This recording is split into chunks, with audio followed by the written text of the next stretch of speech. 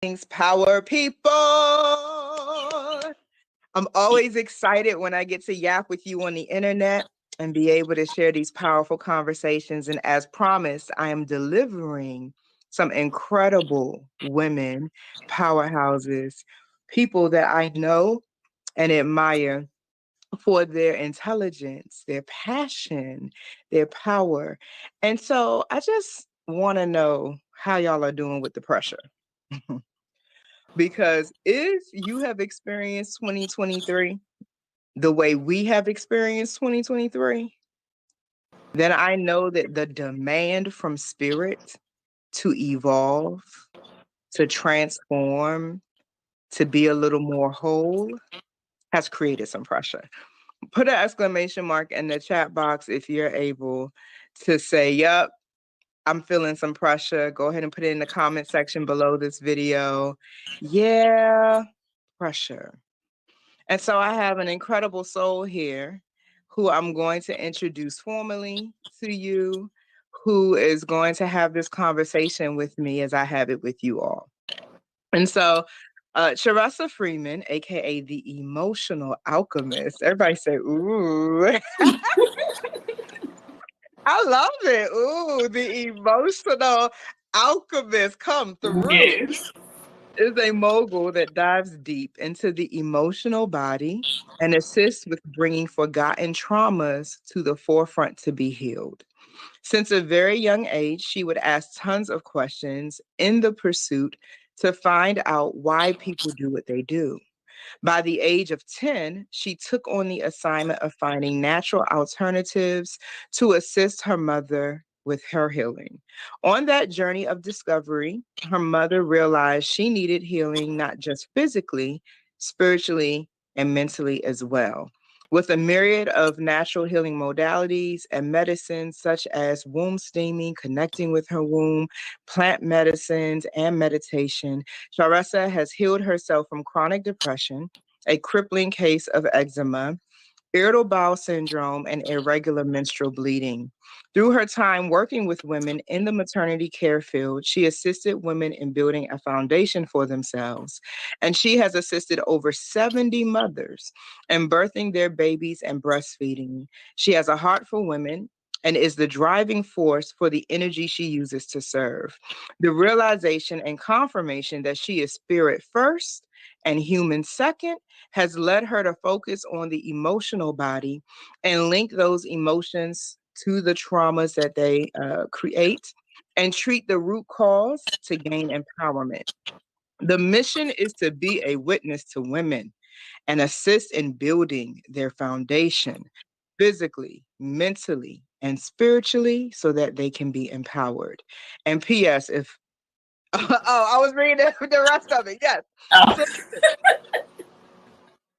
And she is a certified womb sauna practitioner. Congratulations on recently completing your training and being even more emboldened and embodied in this work. So let's get into it. When was the last time you felt completely overwhelmed by the demands of your life, but was able to override that pressure and feeling of overwhelm? And what were some of the things you did to accomplish that? Well, most recently, actually yesterday. So I've been learning how to control my breath more. So I have to like take deep breaths and calm down. And normally when I get overwhelmed, I go and take a bath because it's like everything washes away. If I had an ocean as my bath, I would definitely use that. But I always try to incorporate the water and like time by myself because I feel like if everyone is around me, it doesn't allow me to just center within myself, see what if I'm feeling what I'm feeling, or is it somebody else's feelings. So taking that time to be by myself, be in the water. And also I had to journal too because my placement as a Gemini sun, I always have things going on in my head. So I have to get those things out so I won't be so overwhelmed to the point where I make up crazy scenarios in my head and start self-sabotaging. So those are some of the things I do. As well as tea, I had to drink some lemon balm. That's one of my favorites to help me to relax. Mm-hmm.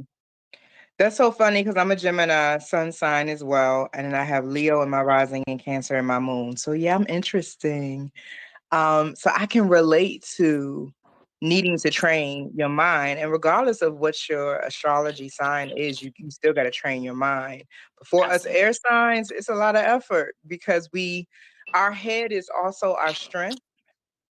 So it can be our catch 22. It can be the reason that we are thriving in our creativity and power.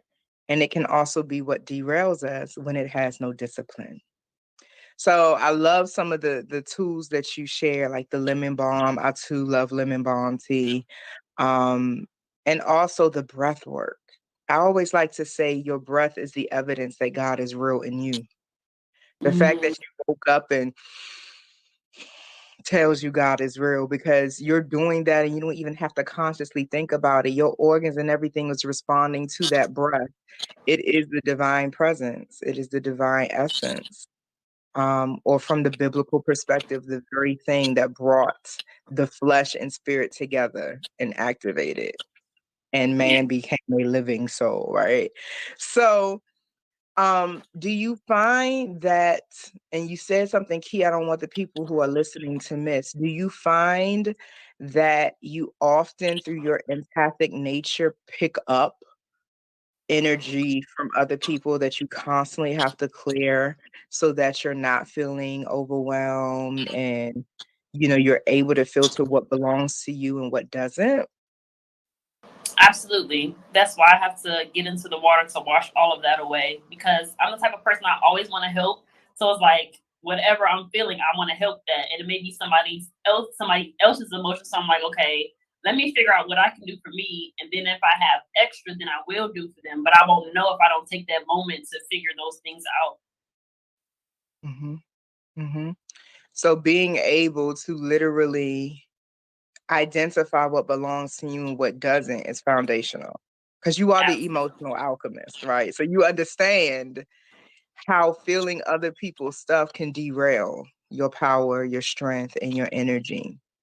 But what if you're like a mother? What if you're like a caregiver? What if you're a wife? How do you honor your covenants with other people, but not let it drain you? What's the balance? So I have a daughter, so I always teach her to identify her emotions because she doesn't even have to say anything and I can just feel what's going on with her. Like if she's upset or whatever, happy, whatever. So I'm like, okay, I help her to be like, okay, let's sit down. What exactly are you feeling? What can Hmm. you do with this? Do you feel like you need to do anything with this? Do you just want to sit, talk, draw, whatever? The people around me, I do my best to get them to honor their emotions so we won't be playing tit for tat, like projecting on each other. That's something that I Hmm. don't want to do. So I teach her how to deal with those things Oh, because that's I'm not good because, responsible for someone else's emotions. right. And I think too often we are socially conditioned to give people too much power in what we feel.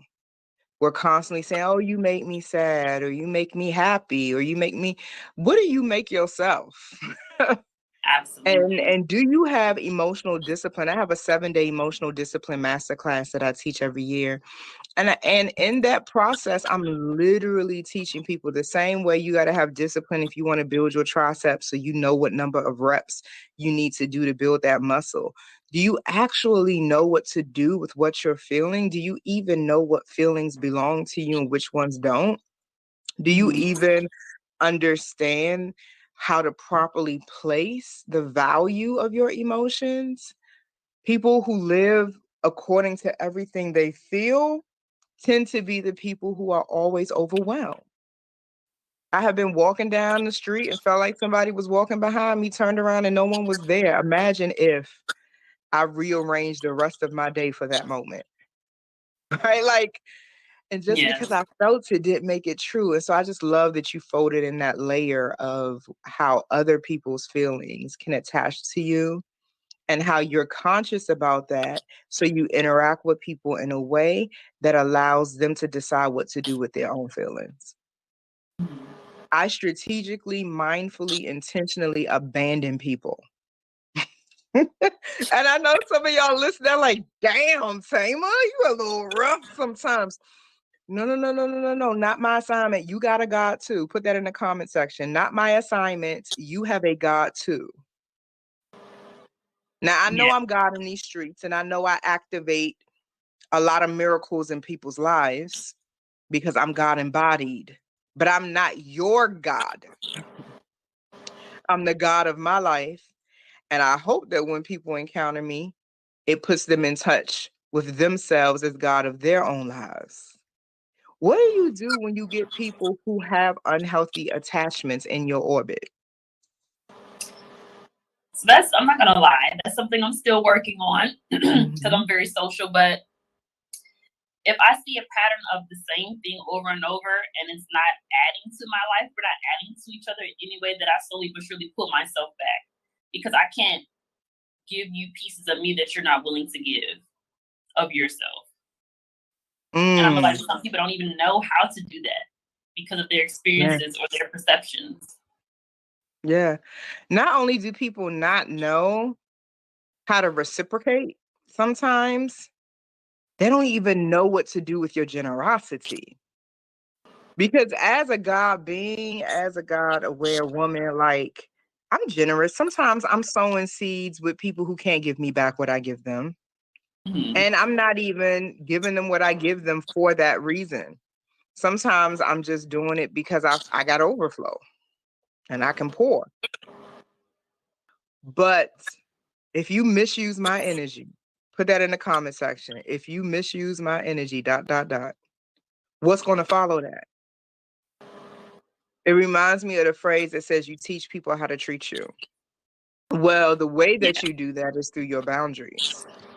And sometimes as women, we think it's enough to have boundaries, but then we don't enforce them. So what's the point of having the rule if it can be broken and you still get the same access, the same care, the same attention, the same resources, right? So that's what I meant earlier when I said I strategically, intentionally, mindfully abandon people. There are some people who absolutely don't understand how to channel my energy correctly, even if I explain it to them and give them the manual and step by step. Some people just are not a vibrational match. It's not personal, it's vibrational.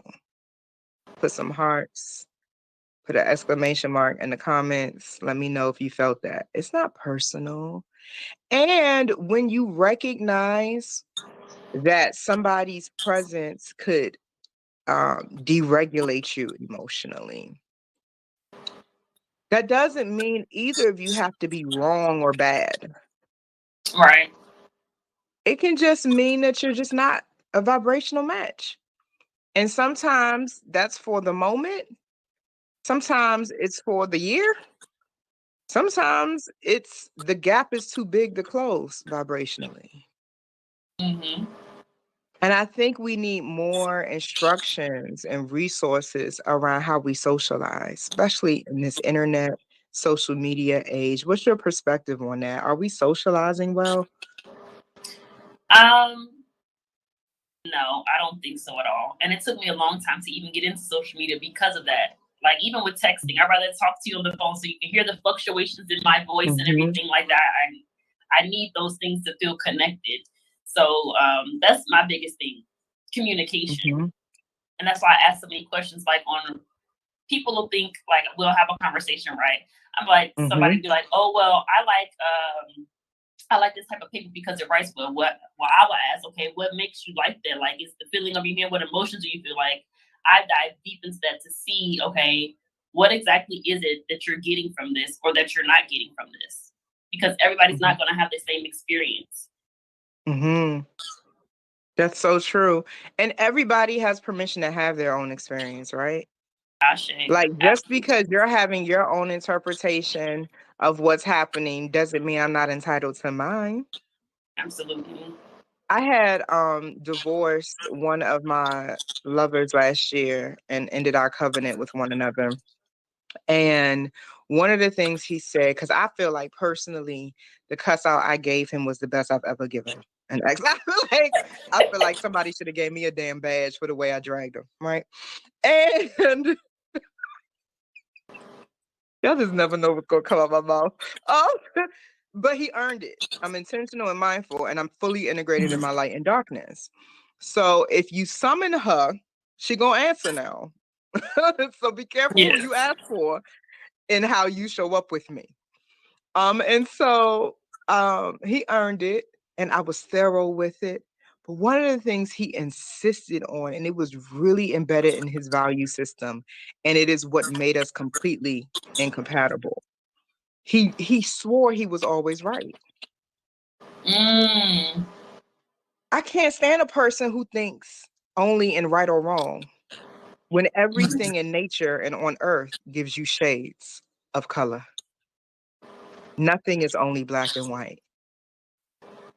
And so how do you approach life and configuring an experience with other people and you always right and everybody else is always wrong? How could that possibly be real? But I find that people who hold on to that kind of value system, they do so because they actually are so ego driven, right? That the only way they can feel relief from the pressure of life is to render themselves as always right and correct. Because the weight, they're not emotionally mature enough to be wrong or to just be outside of a value system that's always either right or wrong. Why can't it just always be an experience that we all source wisdom and growth from, that we all brought our best to, even if our best was not enough? Right? So when you call yourself the emotional alchemist and you give these codes that you've been given in this interview to help the people understand what to do when they're feeling the pressure, how do you address when their ego is triggered? That's something I've actually been working on lately because I've been feeling like I've had to have control over everything and even over people, like when I give them advice and things like that. So there are gray areas. That's what I had to learn for myself. So it's interesting that you brought that up. When things become too logical and there's no room for creativity or child play, then you need to take things back. Because when I come too logical, that's when things don't work out, or for my perception of what it should be. Yes, do plan, but don't over plan. Leave room for some surprises and spontaneity to happen. Because it can be depressing when you always are like, okay, this is supposed to be here, that's supposed to be there. Not to say that you don't need to have structure, but allow your boat to rock, if that makes sense. It does. It does. Thank you for that. So I love what you're sharing and the jewels that you're dropping, and you empower women, right? That's part of your work and your Absolutely. core expression. So if somebody needs to connect with you and dive a little bit deeper into really alchemizing their emotions and becoming balanced with how they experience and express what they feel, first off, tell them what area you're in and then tell them what they can expect in a womb sauna experience with you. Okay, so I am in the South Texas area in Corpus Christi, Texas. You can contact me by email or my phone number. My email is www.wombsauna. I'm sorry, that's not an email. She was about to drop my website. She rock with us. It was like, you find Tamer, you find me. Like, we all together. That's how we roll over here. Okay, so the email is Woman Heals. That's spelled WOMBHEALS @gmail.com. You can contact me through email or through my phone number, which is 202-230-3687. So in a womb sauna experience with me, you can expect to have things revealed that you may not have known before. I am a very patient person. I will listen to you, allow you to express yourself in any way that you feel fit. I will hold sacred space for you. I work with my crystals and also Palo Santo and things of that nature, and also with my intuition. So we can connect with your ancestors. Whoever needs to come up, they will come up because they always do. my one thing that I always want to do is make sure that we're following up on things so we can both hold each other accountable in this experience that we're going to have together. It's not just me sitting you on the thing, we're connecting, and I want you to be able to follow up with things so you can see the progress that you're looking for. So we're getting out of the loops that we've been in to create new pathways for ourselves. So that's what you can expect from me in the experience. I love that. I love how you explain the tools that you're going to use and the outcomes you're going to experience. Sisters, I'm just telling you, I know some incredible women. I am in relationship with some of the most powerful, influential women in the world. In the world. And it feels really, really humbling to be with, because sometimes I don't know if you've ever like met somebody that you admired from afar, or like maybe a celebrity, and then you meet them in real life and you're like, why was I so impressed? But Yeah. I've had that experience where I'm like, dang, I was sitting here putting you on my vision board and thinking that I wanted to be like you. You know what I mean? And then I met you, and then I realized that something's a little off in comparison to what you present and how you actually are. I'm hoping that those listening to this interview with you feel activated and called to a greater level of authenticity and maturity about what they feel. I can't tell you how many relationships I have seen ruined, sisterhood, romantic, professional, personal, because they didn't know how to alchemize their emotions. They didn't know how to properly place the responsibility of what they felt. I don't want y'all to miss that. Put an exclamation mark in the comment section if you caught it. You don't know how to properly place the responsibility of what you feel. So you go through life robbing other people of their genuine expression of themselves to tend to your emotions. Because you haven't owned what you feel and figured out what to do with it for yourself. That's how we end up with trauma bonds. That's how we end up with unhealthy codependency. That's how we end up with backstabbing, two-faced people. It's all rooted in I feel some type of way, and this is how I choose to express it, and I haven't elevated that. Haven't transformed that. I haven't taken it higher.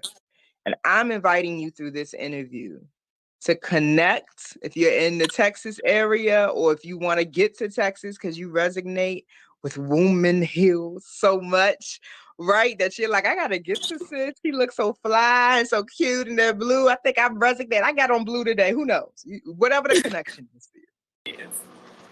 Press.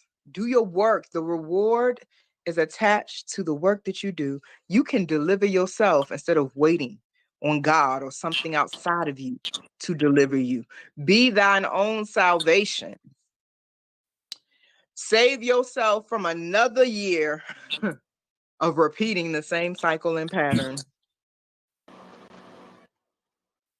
Save yourself. Save yourself from more of the same by becoming different. And if you resonate with that, put that in a comment section. Now, in the description of the live, you're going to see how to stay connected. I'm going to make sure I put Charessa's contact information there so you can stay in touch. And then, of course, you can always go to thewombsauna.com and look at our directory for our practitioners. It's under the About Us tab. And you can type in the name, zip code, find someone near you. Our brand is in 17 countries as of today and is growing rapidly. And I am heavily recruiting people of like mind and spirit to be all hands on deck. We tribe over here. We don't just give you a certificate and you don't hear from me. Like, I'm invested. Like, there's a healing cord, there's a cord of love and nurturing and resources that we exchange in my community. And I use everything that I have, all of my resources, to support my students and make sure that their name goes up in lights. And so I just love this vibe and this flow that we have And this opportunity to just exchange this energy the way that we do. I like to say that the womb sauna is the womb of the marketplace, and we are fruitful and we multiply. And so if you are feeling activated and there's this energy stirring up, stay connected. It's for a reason. It is not a coincidence. And so thank you so much, incredible woman, for Thank letting me you. interview you and pick your brain today and pick through your heart. Are there any other words or things you want to say to the people before we go? Yes. Even if you feel like you have messed up, it's never over. So just pick yourself back up, dust yourself off, get your tea, talk to your womb, and get back on it. Wise words. Wise words. Keep going, my people. Keep going. Press towards the mark. I think that's how the scripture goes. Press towards the mark of the high calling. Right? There's more for you. There's more for you. As long as there's more satisfaction for you. So go after it. Thank you so much for your time. I know you're a busy woman, that you got business and children and all of that, right? So I do not take your time for granted. And it was an honor being able to interview you today and share you with the people. And so, everybody, I hope you were blessed and enjoyed the conversation. And I cannot wait to offer you more. We empower women over here. You can always bank on that and expect an offering from me and my sisters. We love you. Peace.